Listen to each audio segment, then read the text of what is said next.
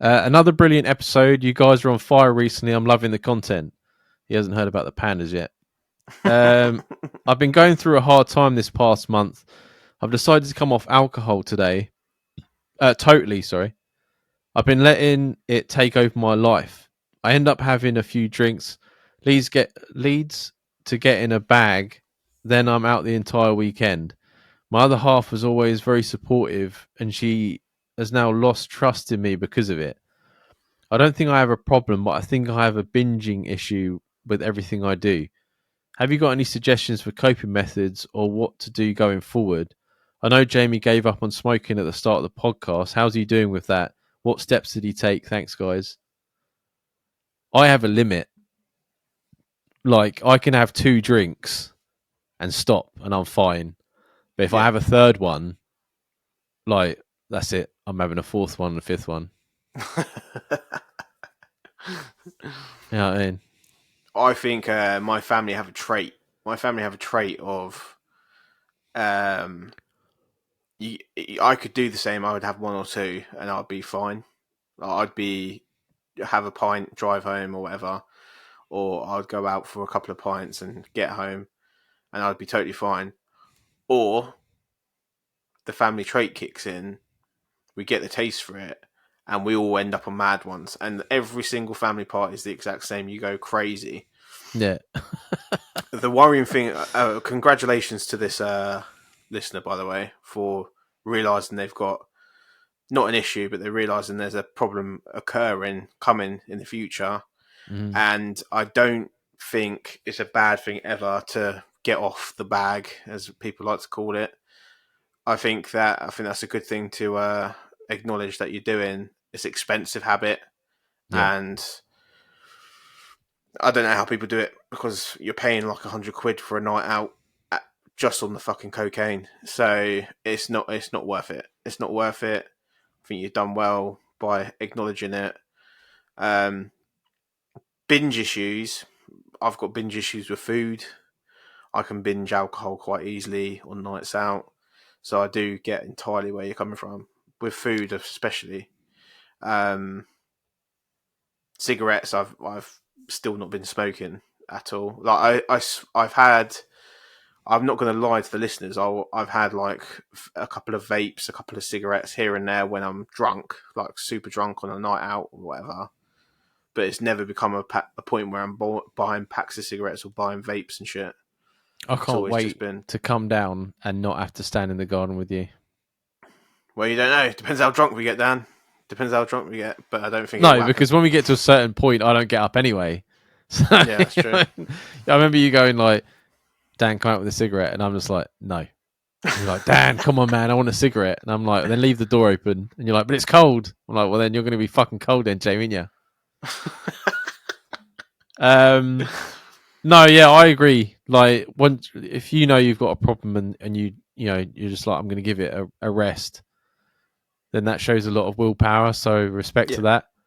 There's a guy at work who's like a massive Rangers fan, and I was talking to him, and he has the same thing. Like, he just has to have like a taste of it, like a sip, and that's him. He's in the fucking rabbit hole. So he's actually giving it a break, and he was like, after a couple of weeks of not drinking and going to like the football matches and that, he's like, I enjoy it a lot more because I can remember it.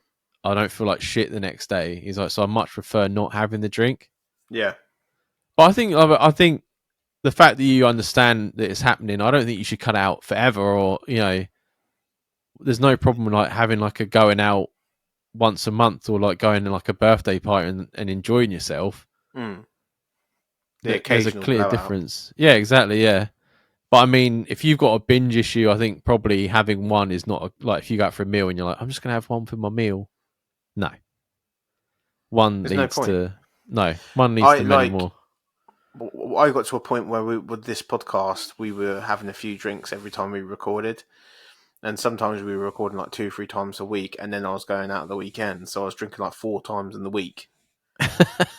So then I obviously, once it was made apparent to me by my wife, as always, I was like, "Fuck, right, okay." So I calmed it down, and very rarely do I drink on the podcast anymore. Yeah, I don't either. Yeah, More for like money reasons, but I yeah. was Oh like, well. yeah, I like there'll be the odd episode where I decide I'm going to have a drink, but there'll be fewer and far between. I do miss it though. I was at work the other day. A lot of this episode, I say I was thinking at work, and we went. So I went to the hockey at the weekend, Yeah. and Sabina is now on my car insurance because she can drive. And we got there, and I was like, "Who's driving tonight?" Just looking at her, and she was like, "I can drive if you want." And I was like, "Okay." Fucking three ciders down, and I was standing at work thinking about it, and like I'm not an addictive person. I have issues with food, but that's not an addiction. That's many other reasons. Mm. And but I was standing at work, and for the first time, I was thinking to myself, like, I was like, those ciders were fucking good. And for a second, I thought to myself, if I ever had a lot of money or won the lottery, I would absolutely be an alcoholic. No doubt I no think doubt it's about it. that's why a lot of people like when celebrities and that get famous. A lot of like sports stars when they finish their like the athlete career and they've got all that money, they end up like drunks and stuff because they don't know what to do. They don't want to do. They don't know what to do with it. Do you know what I mean? Yeah, I would quite happily just fucking Drink so yourself easy. into the ground. When I was in Prague, everywhere we went, Sabina's like, "Oh, do you want some ciders?" And I was like, "Yeah, I'll grab a couple to take to wherever we're going." And I didn't overdo it. Like I'd have like one a night or whatever. Mm.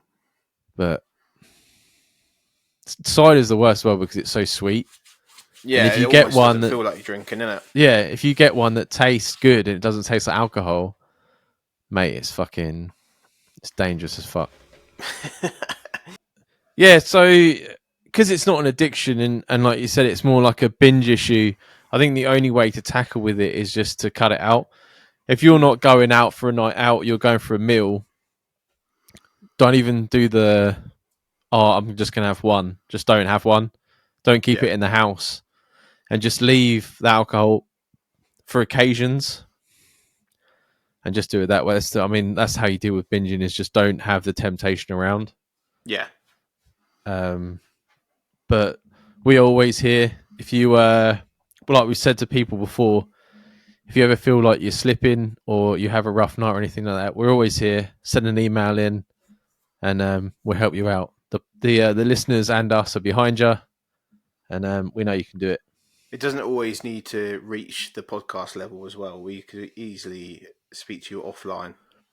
Yeah, well, like I said, that's why we always tell people to follow us on our socials. We're always there if you ever want to drop a message or anything like that, and we'll get back to you.